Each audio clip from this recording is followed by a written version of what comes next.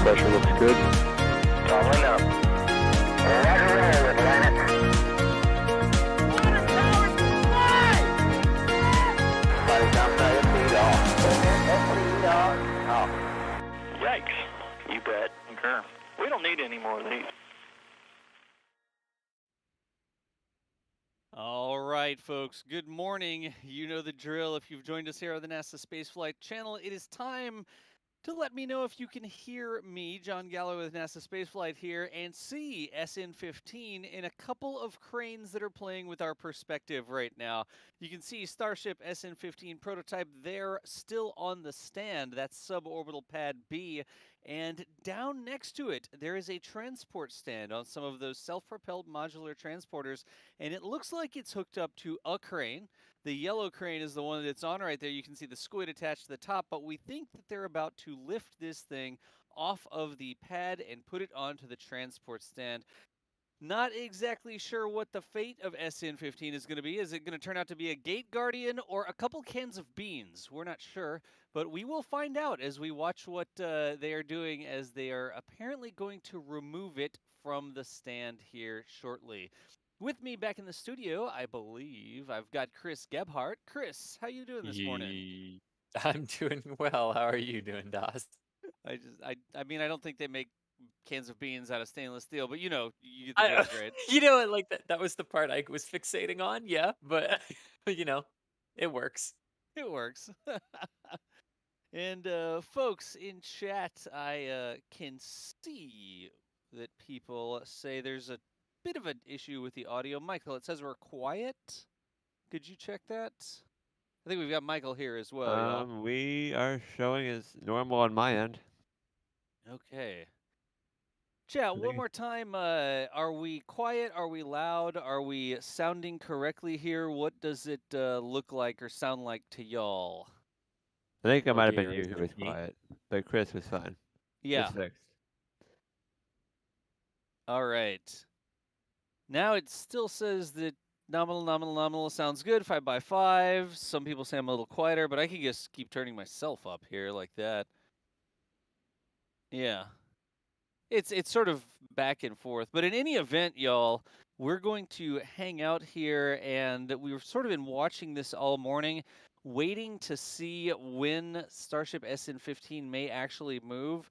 And it looks like there were some indications that it is either lifted right now, like just hovering off the bottom. Are there some bolts that have been removed? Did they have the safety meeting?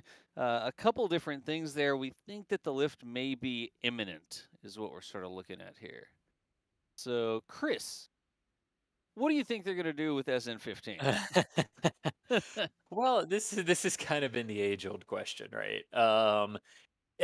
You know, I said before it flew that if they got it, the first one that they got back was always going to end up being this interesting balancing act between what do they want to get out of it from an engineering perspective, and how do you best go about that, right?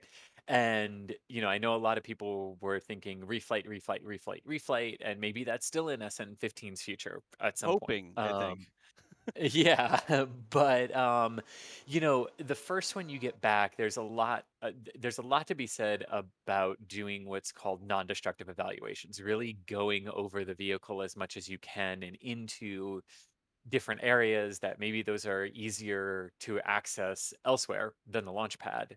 So, you know, is it surprising to me that they're bringing it that it looks like they're bringing it back to the production facility, especially given the road closures later today?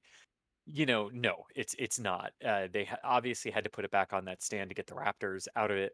So, you know, what happens to it is I think it depends on what they find in the non-destructive evaluations first and foremost.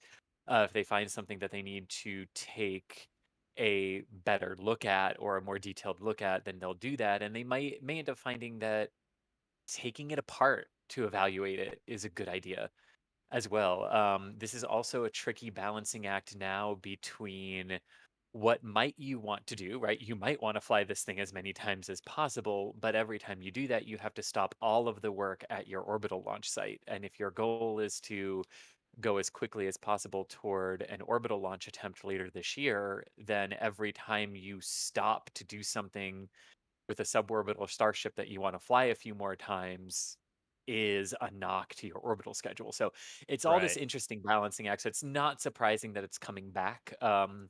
But what lies ahead for its future, I really think it's dependent on what they find. Yeah, I agree. Again, folks, if you're just joining us, we're looking at Starship SN15. It's attached to that big yellow crane there. The white crane is closer to us, and the yellow crane's in the background, sort of going over the top. But discussing what may happen with SN15, we do believe they're going to lift it off of the suborbital pad, the actual launch pad, and put it onto the transporter. You can see the weights. The blue weights down there on the lower left-hand side of Starship, like on the ground next to those trucks, those are weights on the SPMTs, the Self Propelled Modular Transporters, and it looks like they have everything ready to put Starship SN15 down there on the transporter and roll it back. Now, let's talk about that really quickly. It is currently 9:20 a.m., but they do have some road closures scheduled today. If I'm not mistaken, the road closures don't come into play until the afternoon. Michael, do you know off the top of your head? Yeah, so 2 to 4 p.m. Central Time is the road closure for today.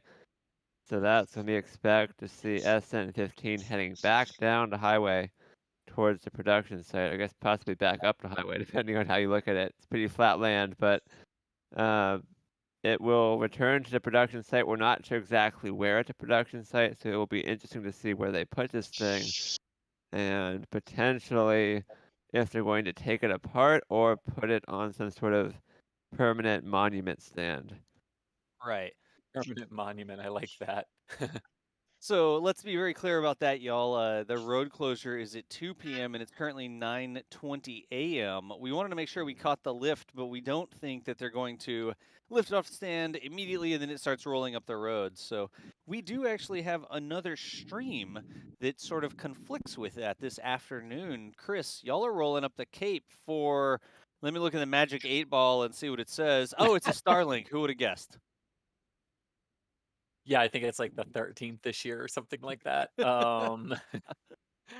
Yes, there is a Starlink launch this afternoon here from the Cape Canaveral Space Force Station in Florida. So Thomas and I will be rolling out for that here soon. It's actually one of the reasons that I hope the lift is done, but it's actually one of the reasons that I'm here with you for about 30 to 40 more minutes ish.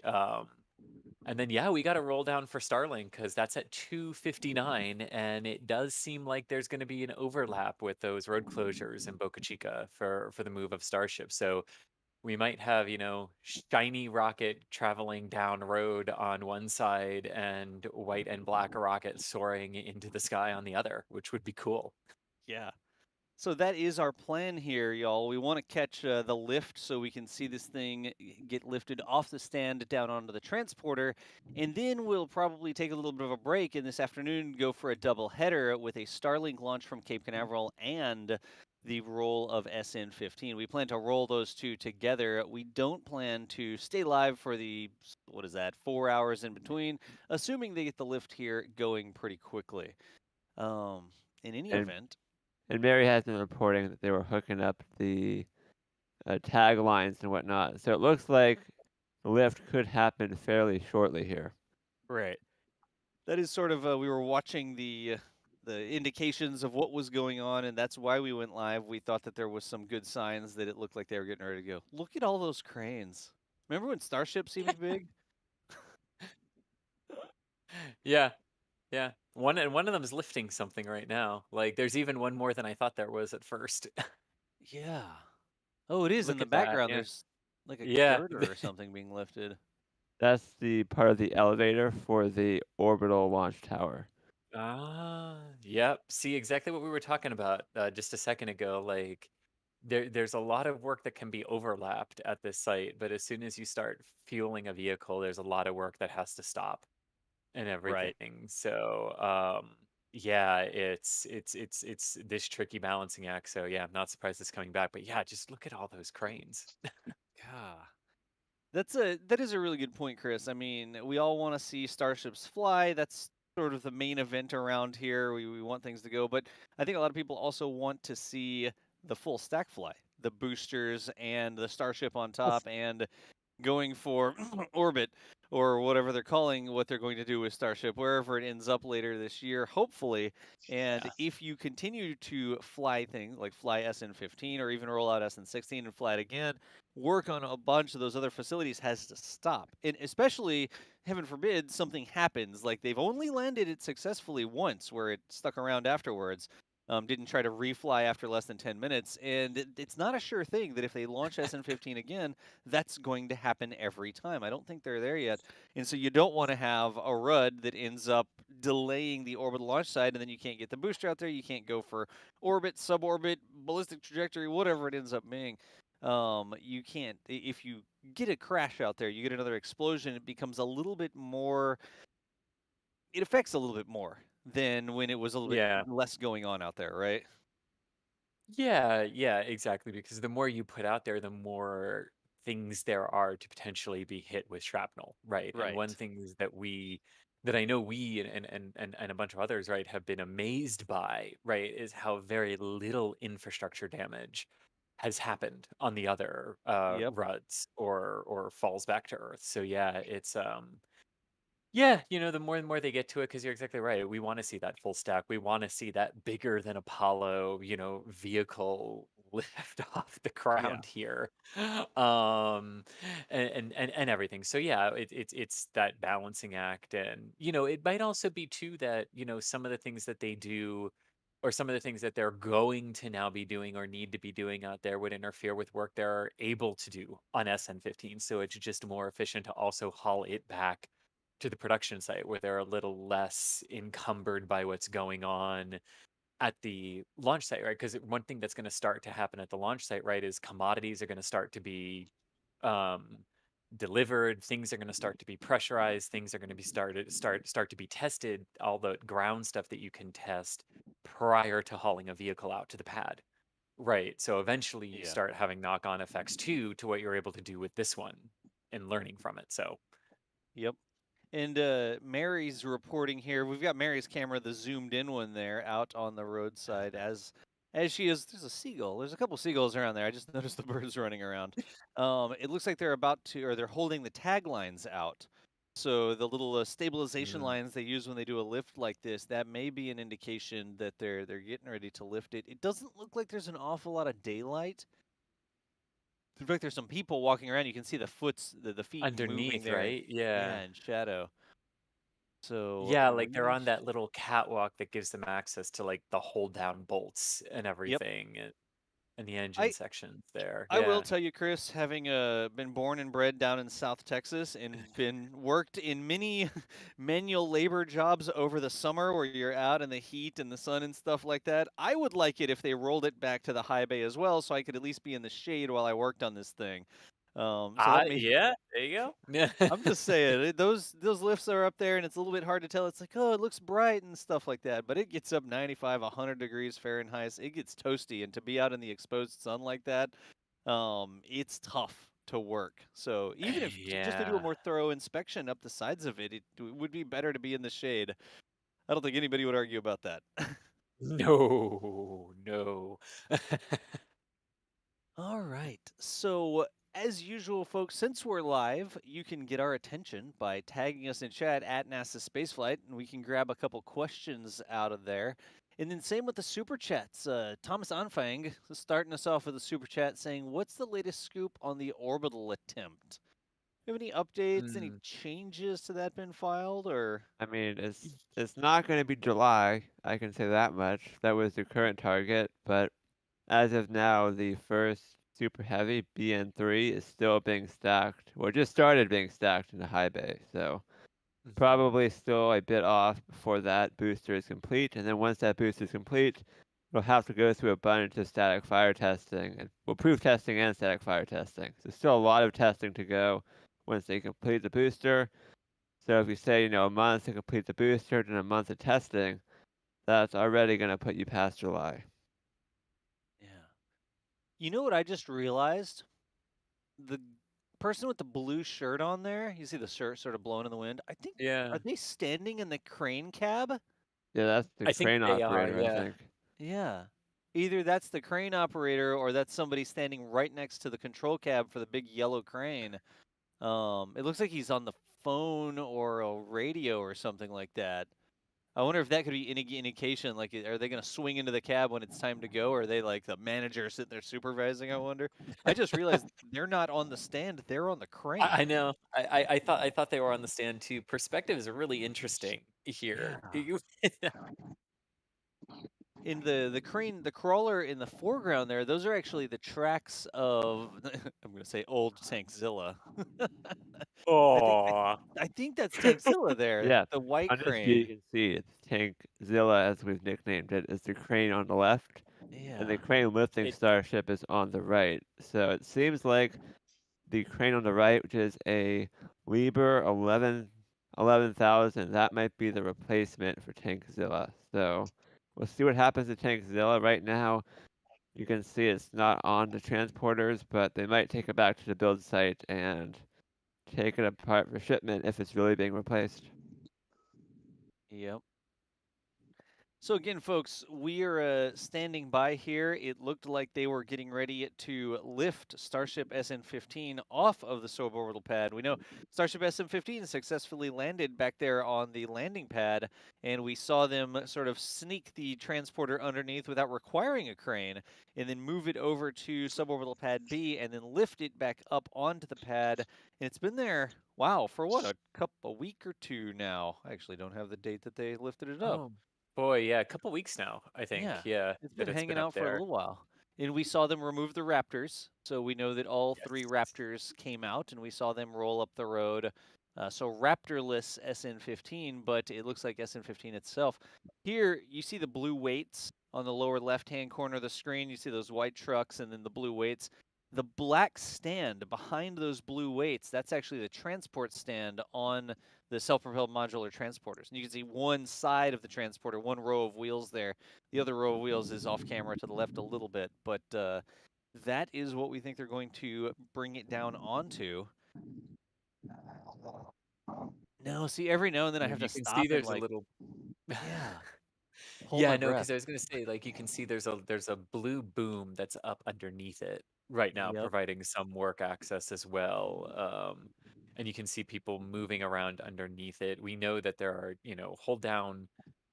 Obviously, there are hold downs and everything Yeah. on the stand here. So that's one thing that we know they're working on and getting everything disconnected and ready for this lift. But it did look like it was imminent when we went live. So we're Yeah. not expecting too much time here, permitting that the weather continues to be good in terms of winds for the Yeah. lift.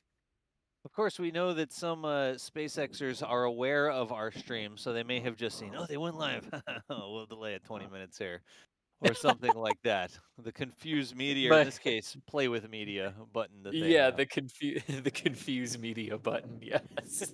Got a couple more super chats and questions. AJ Jesse C is a new member. Welcome to the club, AJ. I'll go with AJ. Thanks for the support there. And then DYU with $5 says, "We heart Mary, love Mary." DYU, thank you so much for the support. Mary is definitely out there. Look at that. The lift is coming down. Hmm. You mentioned the blue lift, and the lift is now coming down. So maybe another good sign. Thank you, DYU, for the Decent five. sign. Yeah. Yeah, decent sign. Jonah N, named after the tug, or the tug is named after you, maybe. Thanks for being the bestest starship. Thanks for the support there, Jonah. Colin Cleveland asks, can you see a launch from Universal in Orlando? Yes, If the you clouds are right, can. right, Chris? Yep, if the clouds are right, you should be able. I assume you were asking about Starlink today. Yeah, if the Yeah. clouds are in your favor, just look east from Universal, and when it passes through 30,000 feet, or roughly around the 11-kilometer mark in altitude, if you haven't already picked up the flame trail, you'll want to look for a forming white contrail behind it if you can't see the flames specifically at that point. But yeah, you should be able to see it if the clouds are in your favor. Yeah. So hopefully the clouds will be in your favor. Have a good day over there in Orlando, and look towards the east, like Chris said. Look towards the ocean. Around what is it? 2:59. What's our launch time today? 2:59 is the launch time 2:59. this afternoon. Yes. See, it's a good thing I scroll through 1,000 messages before we go live, and I'm like, what was that random bit of information? Oh yeah, 2:59. That's what time. Whew. I know, Sometimes I get right? it right. Sometimes I don't. Got that one correct today. Let's see here. AJ also says Mary is our superwoman. Hey, AJ, especially as the temperatures start to rise out there. It's dusty. It's a construction site. You got the sun. Beating Mhm. down on you is not the wrong term to use for the sun in South Texas. It's hot. Oh It's gosh, no. humid. It's windy. And so over the summer, it is going to be even more brutal for Mary to be out there. And still, if there's something going on, she rolls out to share these live views with us. So for sure, folks, make sure that you're tossing Mary Boca Chica Gal a follow. She's over on Twitter. At Boca Chica Gal is her Twitter, but she is the one who's getting us all that content for the daily videos, the updates that you can see, like, well, I used to say 8 to 12 minutes, but now it's more like 12 to 25-minute daily updates because there's so much going on. She They're is the one becoming out there. television episodes every They day. are. They are becoming like 25 minutes and you got a couple, well, I probably shouldn't joke about the ads, Hey, but I was anyways. gonna say 25 minutes. That's better than what you get 20 minutes and change for the half-hour shows with all Yeah, the ads. So, exactly. yeah, actually, I was just gonna ask Michael, do we have the weather overlay that we could pop up real quick? Because I know it is getting into the summer months, right? It's May 26th. We're here, so you can see not too bad for 9:30 in the morning.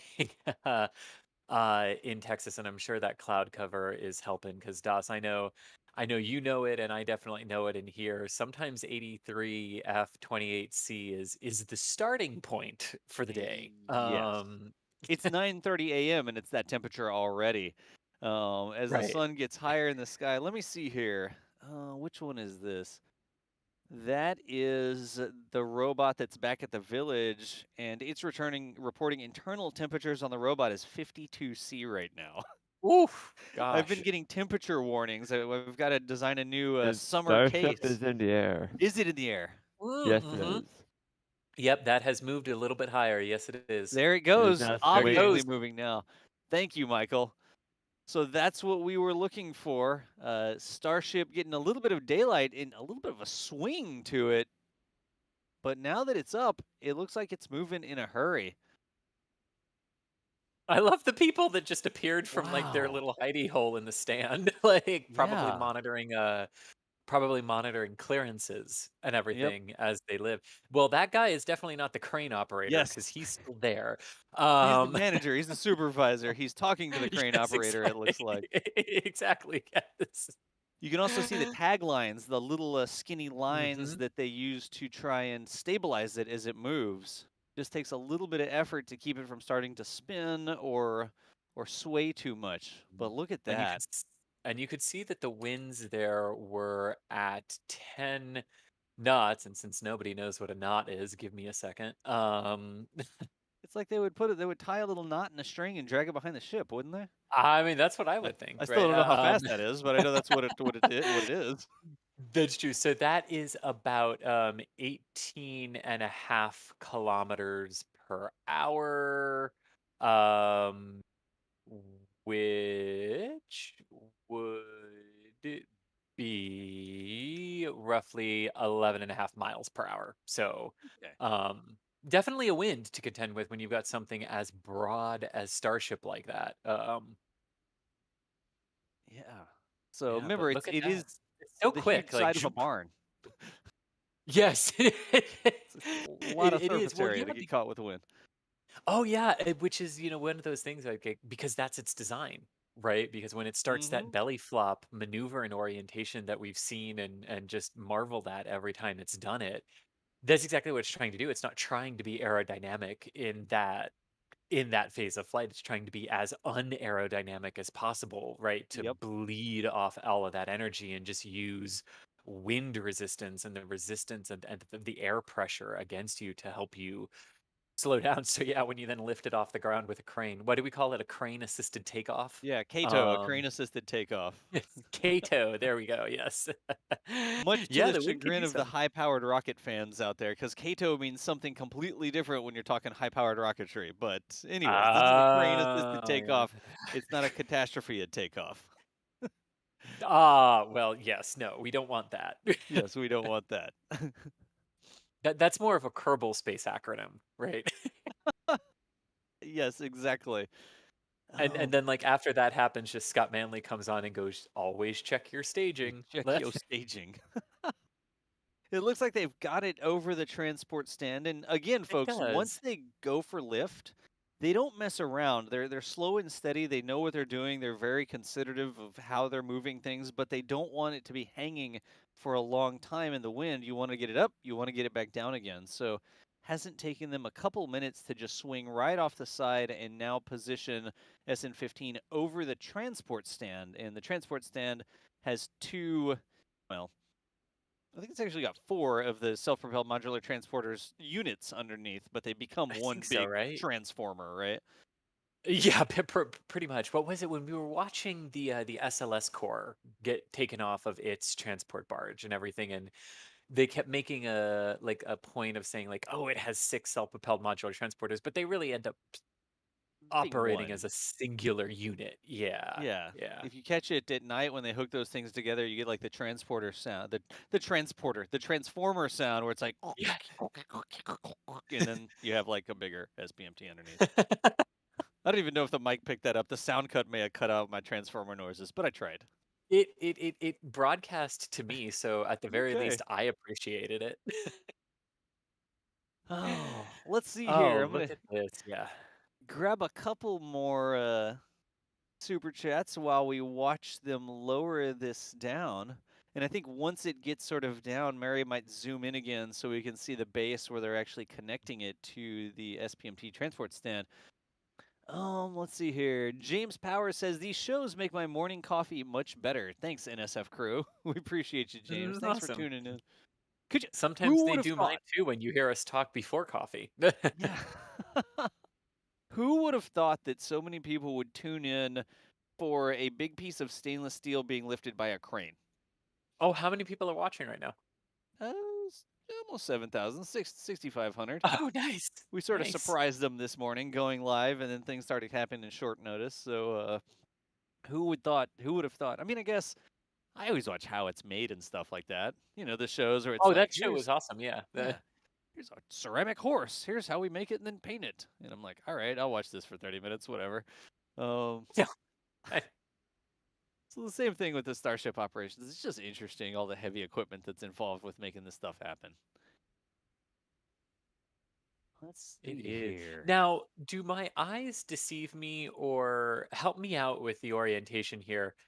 Is the the big white crane, I forgot, oh my god, Tankzilla? Is that what we Tankzilla, yeah. calling it? Tankzilla. Is that blocking the exit? I think there's the truck there, and you can see a pile of what look to be the timbers that they use to protect the roadways for the crane Yeah. sometimes. I think that may be blocking the road there, but the big crane is definitely on the concrete. It's one big concrete pad, Okay. remember? And I Yeah. don't know, will they I guess. move the crane? Will they move those timbers? I'm not sure what they'll do. Interesting. Yeah. That's a good point, though. But you can see that that stack of timbers, they're like bigger than these big railroad timber looking things. And they put those down sometimes to protect the road from the big tank treads of the cranes. Um, Not exactly sure the perspective there. Are they going to be able to go around that? Like maybe it comes down there's not much of a ramp on this one, but maybe it comes down the concrete pad and there's Yeah. plenty of room off to the left-hand side. We just can't see it because of the timbers. The telephoto compression always gets us in these shots because it looks like I everything's sort of know. squashed together. Hey, Evan Packer, thank you for the membership as well. Appreciate the support. And then Magic Skate says, was doing work in SoCal late last year. As a Canadian, I've never been in such sweltering heat. I imagine it's 10 times worth for everyone in Boca Chica. I think people say they Ooh. moved to California because the weather's so nice there. I haven't heard a lot of people say they moved to Texas for the same reason. Yeah, There's no, a I was lot gonna to do say in Texas. if you found SoCal sweltering, oh no, oh boy, don't move to Texas or Florida. Here's a good point. Brady in our back channel just pointed out that you can see SN16 in this shot right now. You can, it's kind of glinting above the cab of that truck, isn't it? The white Yeah. cab there. That's the high bay way in the background there. The white truck lower right hand corner. The high bay is the structure way behind, and a little glint of light is SN16 there in the high bay. All right. So again, folks, if you're just joining us wondering what's going on, they have lifted SN15 off of Suborbital Pad B, and they are placing it down on the transport stand and the transporters, those self-propelled modular Yeah. transporters. It is looking like with a road closure later today, 2 until 4 intermittent central daylight time, that SN15 may be making the long walk, or I guess roll, back up to the production site to await its fate. There's no Raptors in it, so we saw those Raptors come out, the indication they were not planning to refly it anytime soon, and putting it here on the transport stand, closing down the road so that they could roll it back up. Looks like they're taking it back up to the production site. Are they going to disassemble it? Are they going to do, like Chris was saying, some non-destructive testing, see what they can learn from it? Or are they going to do some destructive testing? Are they going to cut things apart and look into welds and stuff like that? Not exactly Mhm. sure what their plans are. I think a lot of us hope that it becomes a gate guardian or something like that. I think it would look amazing behind that Starbase sign. You know, Chris, the lit up Starbase Yes. sign that they installed. That would be Yes. cool if it was there behind that sign, almost like the rocket garden, right? Yes, yes, yes. Like this, like this, the SpaceX rocket garden of awesomeness, or I don't know. Like I don't know. Entrants are right now Starhopper and SN15. Yep. You know. Yeah, no, that would be awesome. Yeah, I mean that is also something that could be. It's a good point to us. You know that's something that could be in the works too. That they're thinking. You know, maybe if they do seek to refly, maybe if they did want to refly 15, if you've got 16, which is essentially the same basic design, because the FAA did say there were less significant changes between 15 and 16, because they did issue that like batch launch license for 15, 16, and 17. So it's possible if they ended up looking at 15 in a non-destructive evaluation perspective and then said, yeah, we think it is worthwhile to fly this again, they could just fly 16 since it's so similar, get Right. all of that, get the same data, and then 15 becomes exactly what you were saying, how they have the first booster of the Falcon 9 that successfully landed outside of Hawthorne. Right. SN15 becomes that, pillar when you're entering Starbase. Right. The gate guardians, like you see it at military bases Exactly. and in airports sometimes, or you drive in and up at the gate, there's a plane on some stands and it looks really cool. It's like, wow, I've never got to be this close to it. And usually an F4 Phantom. I mean, everybody and their dog has an F4 Phantom, but you get to see a plane or something like that up close. Maybe that's what they will do with this. You know, it would be amazing. You know how Atlantis is mounted, right? Oh, yes. Above the Starbase sign in the belly flop configuration. Elon, I don't know if you're watching Oh, today, but please. Yes, in the belly flop configuration. Yes. that would be amazing. Like reinforce the internal so you can lay it sideways, put a bunch of mounts out there and just because I was thinking like a gate guardian and planes are always sort of like in their flying position out at the gate. Sometimes they're angled up a little bit so it looks like they're flying or taking off or whatever. That's Um, true. but wouldn't it be amazing to see a Starship up above the big sign in the belly flop, like sort of sideways configuration? Ooh. Yeah, because it's interesting when these things are so tall, but they're vertical like this. A lot of times, putting them horizontal gives you a much better, like the human brain gives it a much better perspective of the size, Yep. right? Like if you were to look standing underneath, like when you're at the Kennedy Space Center, right, and you're by the vehicle assembly building on the bus tours and everything, and you just look up at it, and it's really hard to fathom how tall that is. But then you go to the Saturn V Center and you see the Saturn V on its side, and you're like, "Oh, Oh, I get it now." You You know, get sort of closer to parts of it that way, and you're like, you can walk down the end of it, and you're like, God, how long is this walk? It's like more than a football field. Apparently, yeah, they've installed some industrial equipment in our view here. yes, I was hoping that was yes. going to The keep rolling. industrial air conditioner has arrived. We- Yeah. Well, Mary needs to have them turn that thing on so that it can cool down. Okay, there oh, you go. there we go. Wow. Did Ta-da! Mary go up to him and be like, "Hey, could you move?" I just so want to think that's what happened, that I don't actually want to ask because that's what I want it to be in my mind. Let's go with it. We're just gonna pretend that Mary went up there. Oh, Oh wait. no, it's No, back. doing the hokey pokey with the industrial equipment here. Keep on rolling. Just keep on rolling. Oh, that truck is backing it in there, is what it's doing. Yeah. Okay, that's why they Well, slowed well, down. well, welcome to an operational work site, folks. Yep. But that's exactly the sort of thing we were talking about. If they were reflying SN15 and they were getting ready to do pressure tests or more static fires or whatever, that truck couldn't be delivering that right now, right? And that's what we were talking about. It would slow down the entire process. If this was a flight, they would have to shut down and clear down the site.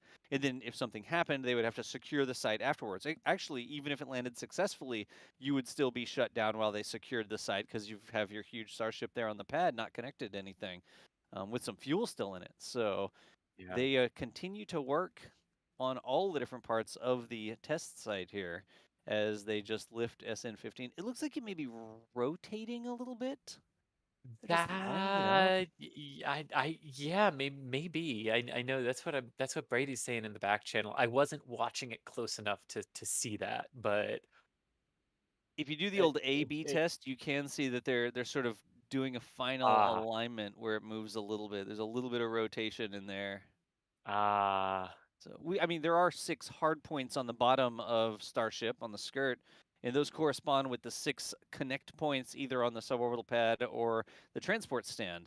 You can see there's 6 main pillars on those stands. There's 6 main pillars on the transport stand, and they do have to line. They have to line up Starship, so the hard points on Starship where the legs are. So that's how it sort of has these load-bearing points on the bottom of it line up with the attached points on the transporter. So lift it mhm. over, rotate it just a hair. Let's see here. Andrus Vigilus is a new member. Thank you, Andrus. Thanks for joining us here today. And we've got Matthew Ferrari says South Texas heat isn't hell, but you can see the flames. I think I'm understanding what you're saying there. It's hot down there. Let's leave it at that. Um, Jeremy Roscrow says, thanks for your great coverage. Watch you every day from the UK. I think a second flight would provide some more valuable durability data. Certainly, it would give them some more data, but there are also other projects, and they have to make the sort of opportunity cost decision. Do we need that data from SN15, or do we need these other projects to not be slowed down at all? Right, Chris? Exactly. So, Exactly. Yeah. That I balancing and trade-off act. Yep. Yep. I'll put this out there, and Chris, I definitely want to hear your opinion on this, but Yeah. also potentially, is it safer from like an optics perspective not to fly SN15 right now? Because we all talked about, this HLS thing going on and the award being contested and stuff, and right when that's happening and the award's happening, they stick the landing on SN15. And that's like, see, SpaceX isn't wasting time. They know what they're doing. They got a success there. But if they tried to refly SN15 right now and it didn't go well, maybe that would make them look not as strong. Do you think that may have anything to do with? Nope, it's good for now. We're gonna make sure we take time before we try that again. I don't know. I don't know. SpaceX doesn't appear to be worried about things like that, right? I think like right the very first time they flew crew, right, with Bob and Doug last year, almost a year Yep. ago exactly. Yep. There was a launch like 5 or 6 days ahead of that of like Starlinks or something like that. Yep. So like you would think that if they were concerned about like, oh no, we don't have faith in our system, we wouldn't do that, or we'd be more cautious. That doesn't really seem to be things that factor in, right? Because I mean, SN15 might not have landed Right. successfully, It right? may not land if they fly it again. I mean, it's Yeah, not a sure and I thing mean, yet. right, and I don't really want to go too much into what's happening with the HLS contracts right now. Sure. But there was language that was introduced that protects SpaceX's award, so it can't be taken away, because that was a big fear that people had, that Congress would be so upset that NASA called their bluff and said, fine, if you won't give us the money, then for two, then we can only pick one. And Right. guess what? We're going with this one because it's the best from the technical perspective and it's the best from the price perspective. And the public And a lot of perspective. people, and the public perspective, Everybody and a everybody lot thinks of NASA's Congress people cool. freaked out. Yep. Yep. Yep. And a lot of congressmen and women freaked out and didn't like that because their home state companies of Blue Origin and Dynetics didn't get anything. And, brought the whole process to a screeching halt in terms of funding that NASA provides. But the thing is, that doesn't stop SpaceX from keeping on going with Starship.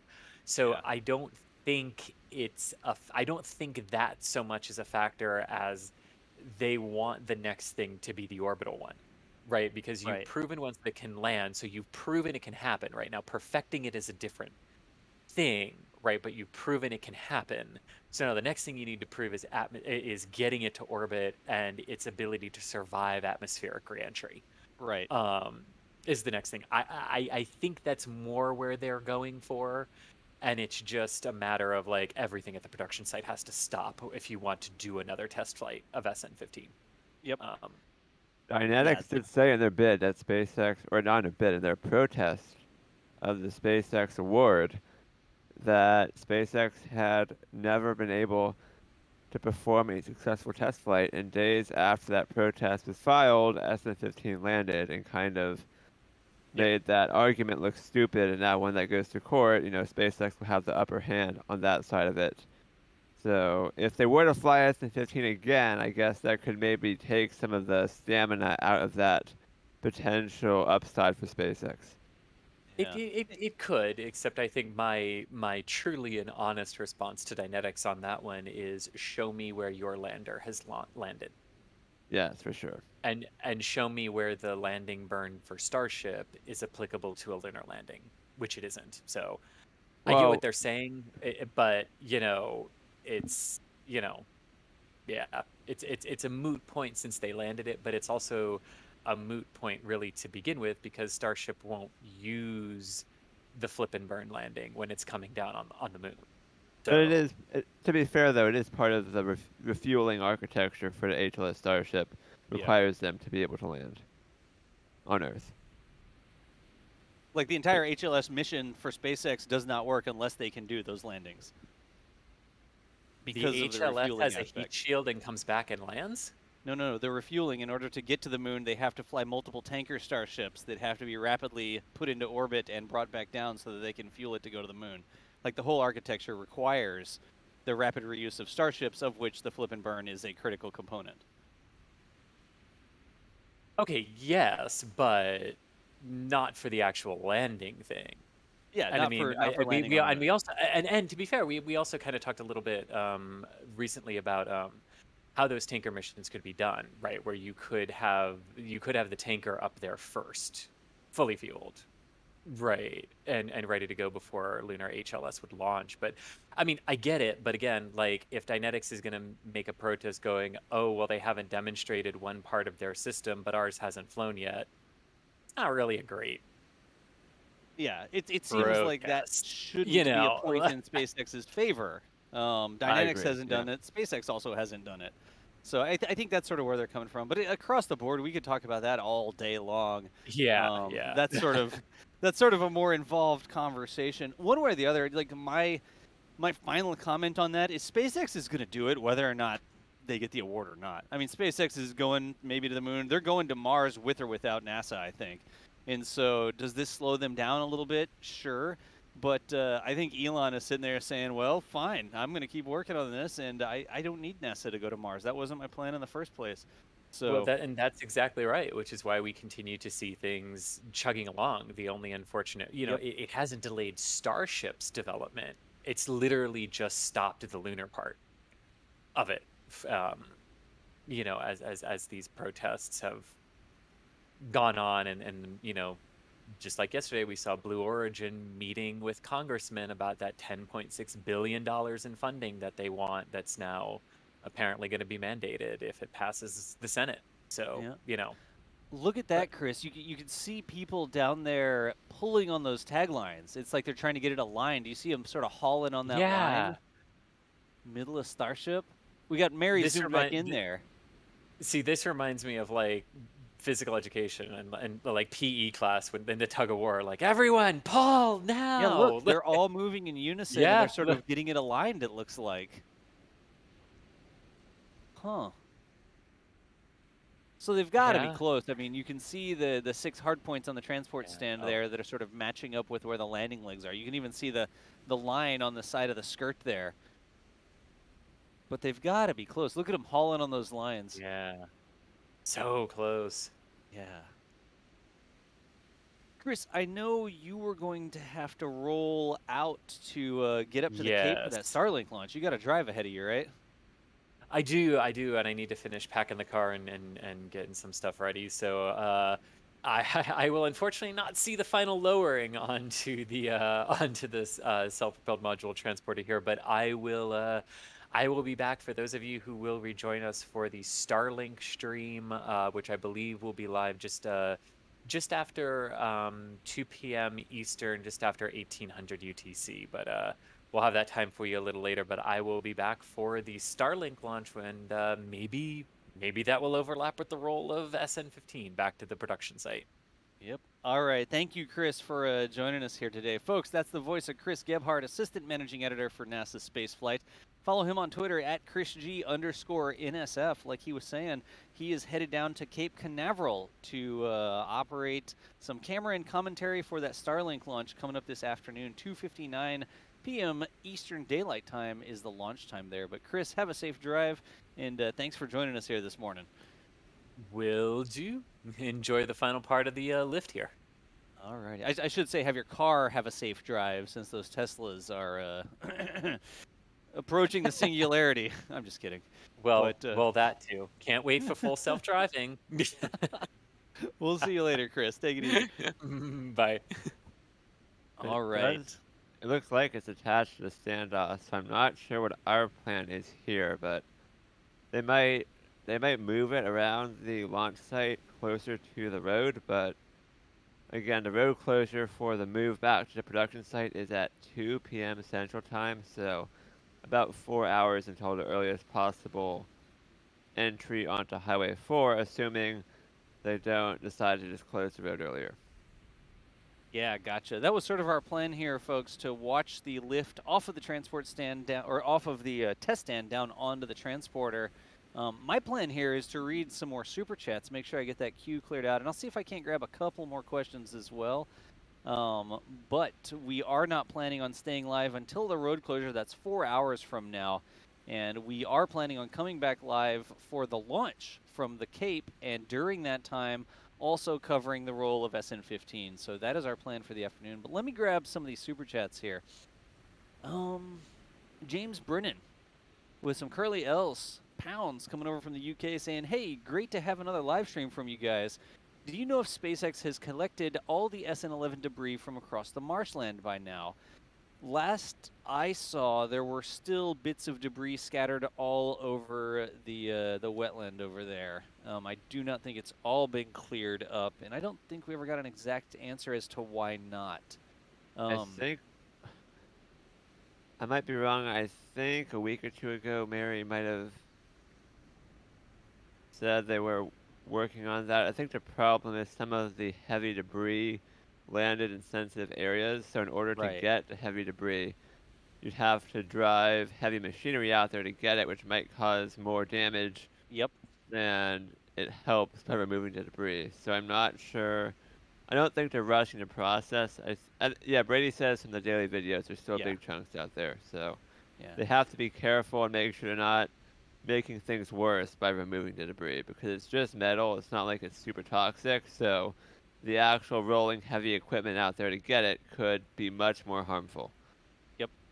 That's exactly my thoughts. They may tear up the terrain more by trying to clean it up than they would by just leaving it there. So we all see that out there, James. We'll keep an eye on it, but it may be more damage than it's worth to get equipment out there. Here's HMAS Lighting from Australia saying, how will Starship present boil-off of the cryofuel with interplanetary missions? Well, I think they're just going to take more fuel. That's sort of how Starship solves the problems. We know that you can get some boil-off from some different things. A little bit larger elements, methane's not an element, but a little bit larger molecules, I guess, don't boil off as badly as, say, like hydrogen or something. Really small I guess, atoms, molecules. It's H2, whatever. Anyways, not a chemologist, but I know that is an issue. I imagine with Starship, they may just take more fuel. Like they just have so much fuel because of the size of Starship. The boil off isn't a huge deal. And they can also decrease the time of some of the interplanetary missions because they carry so much fuel. They can get a little bit higher velocity so they don't have as much transit time. A lot of times we'll have a little short burn and then a really long coast time on this super efficient trajectory, and Starship throws efficiency out the windows. Everything that Starship is, it is not efficient. It just basically hits gravity over the head with a stick until it ends up in orbit, and then if it wants to go to Jupiter, they put more fuel in it, and it hits more gravity over the head with a stick until it gets to Jupiter. So it's just a massive vehicle that solves in quantity what it may lack in efficiency, and that may be how they deal with the boil-off of the cryofuel. Good question, HMS Lighting.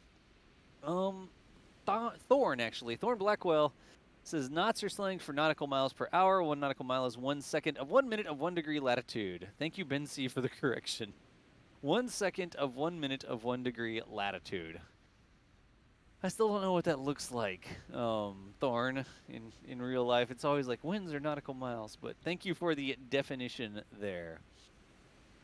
Rockwell Torrey says the prefab buildings, bathrooms, cooling rooms, or ticket booths. I think that's a question. They do have a lot of prefab buildings out there where they have air-conditioned offices. I hope they're not still going in the Skidoo cans all summer long. But they do have some equipment that we've seen delivered that way that's already prefabricated. So that is true. That is a good observation. Let's see. Jeremy Roskrow says, great discussion. Thank you all. You're welcome, Jeremy. Thank you for the support. And click that again. There we go. Let's see. I don't understand this one. Cyberlift says, let's see if I can read this. I'm trying to make sense of it. Hey guys, Kazmaster's here to say not only did SN15 land, it landed in a backup redundant landing configuration like it's done it 1,000 times. I think you may be talking about the number of Raptors that activated, and was that on purpose or was that not on purpose? Michael, you think that's what that is? Yeah, it was. Yeah. It was definitely redundant or backup configuration because Elon had said their plan was to ignite all 3 Raptors and shut off, in a nominal situation, they would shut off the top of the triangle because the bottom 2 would give them the most optimal lever arm, or the largest lever arm.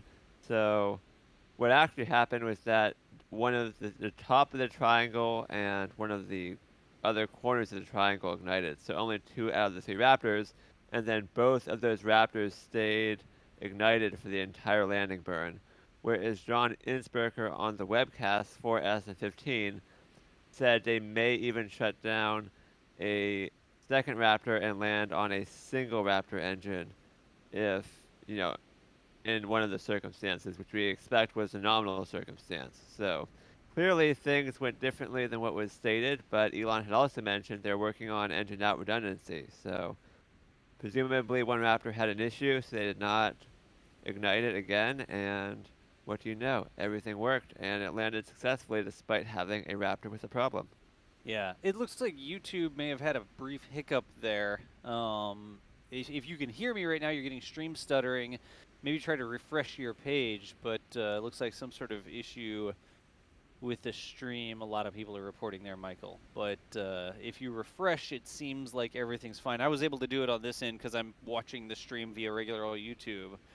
And so refreshing it seems to have resolved whatever that hiccup was.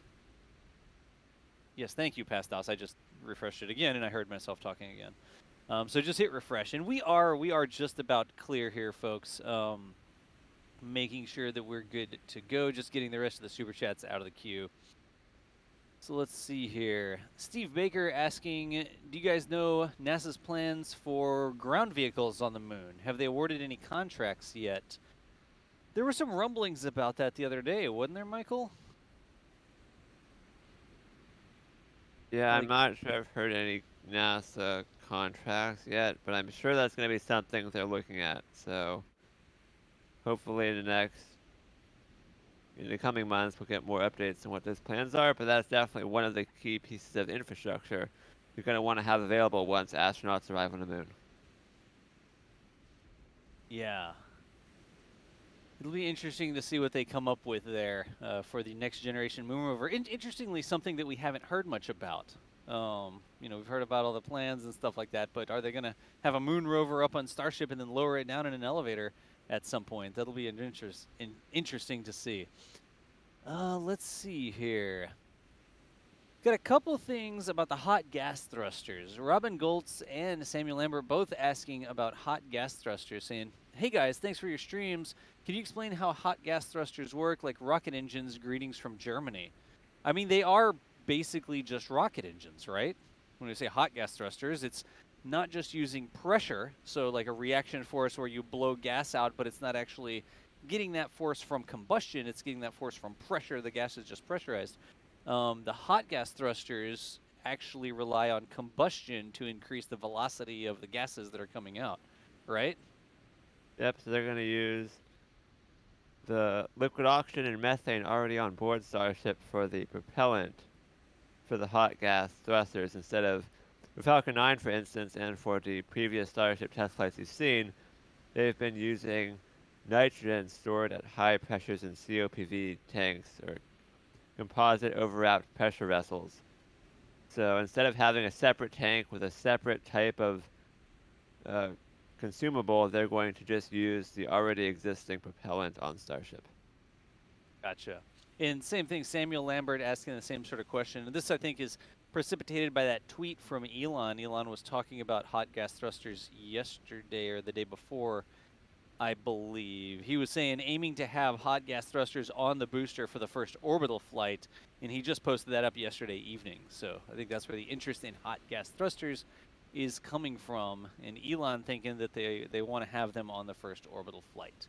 They are actively testing them in McGregor at their test facility in Texas, but I've not seen any pictures of them so far. Yeah. And again, Liam Robbins, I see tons of questions about the hot gas thrusters there. If you ask the question about the hot gas thrusters, I am considering this conversation to handle all hot gas thrusters question. But Liam, I see you in there as well. Let me grab one more here. We're sort of talking about the fate of SN15. Emil Romano asked, could they possibly place SN15 on the concrete slabs with the hexagonal mounts back at the build site? So we've seen some photos and some video of these seemingly footings being prepared back near the build site. We think that's for a gate guardian. We think that's where they're going to store it. Are they going to turn SN15 into a hotel with hotel rooms up in the cargo area? I wonder what they're going to do. Clearly, I don't know the answer to that. But it is possible that SN15 becomes a gate guardian. I certainly hope that it doesn't go anywhere.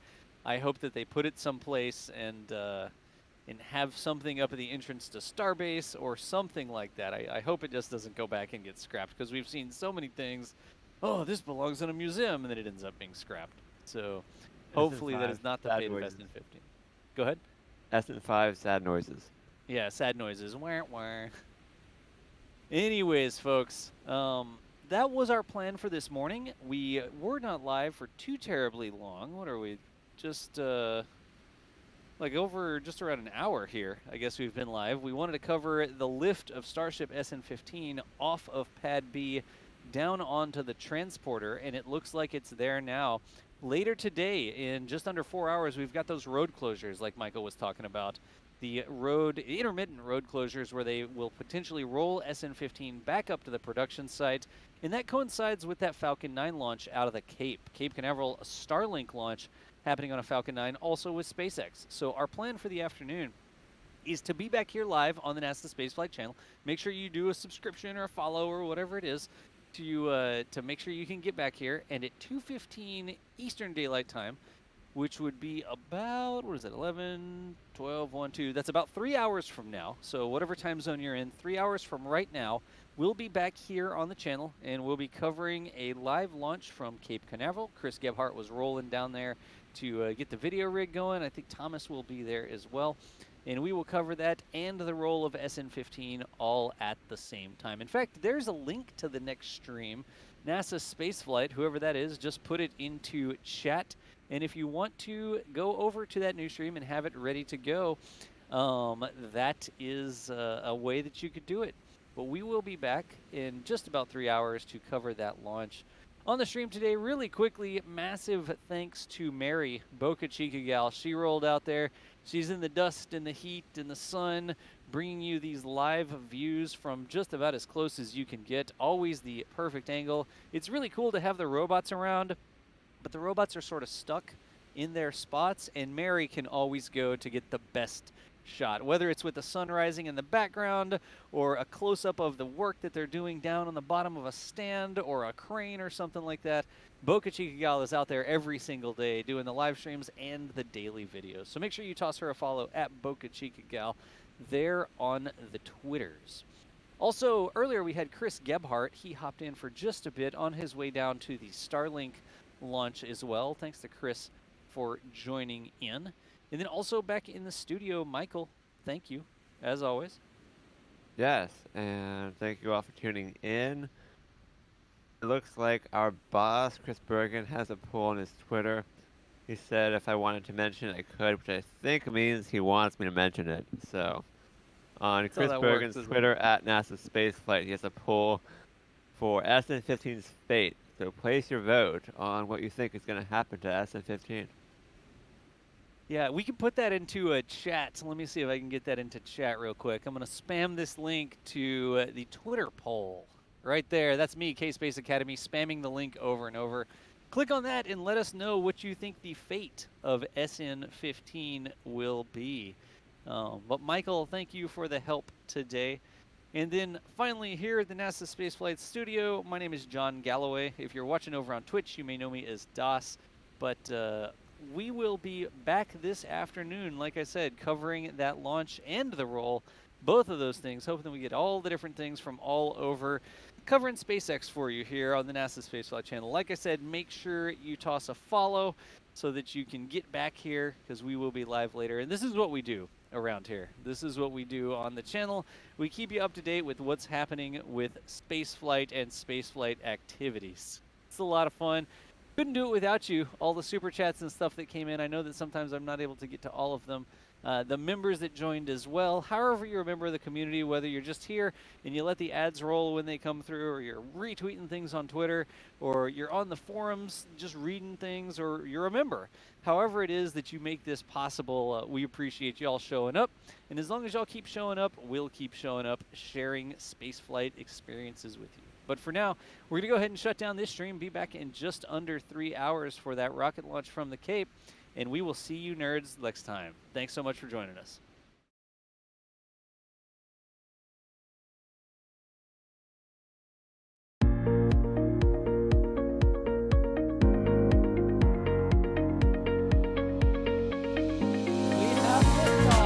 Propulsion continues to be normal.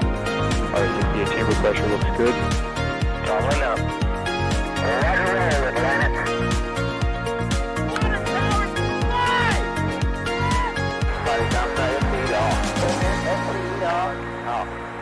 Yikes. You bet. Concur. We don't need any more of these.